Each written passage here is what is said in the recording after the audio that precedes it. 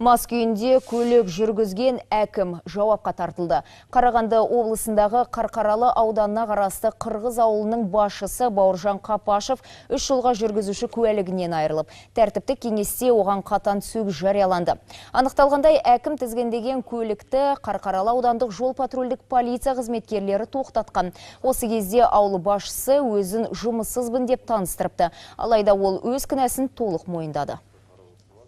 Орын алғаны рас, бұл енді жұмыстан тыс уақытта болғанмен енді мемлекеттік қызметші болғасын ондай іске бармау екені жөнінде білемін.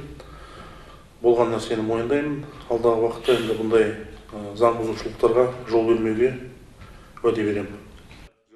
Сондай-ақ тәртіптік кеңесте тағы бір ауыл әкімнің ісі қаралды. Қоластындағы қызметкерлеріне дөрекі сөздер айтып балағаттаған. Қайнарбұлақ ауылдық округінің әкімі Қизат Сағатбеков мемлекеттік қызметшілердің әдеп кодексінің талаптарын бұзған үшін сөгіс алды.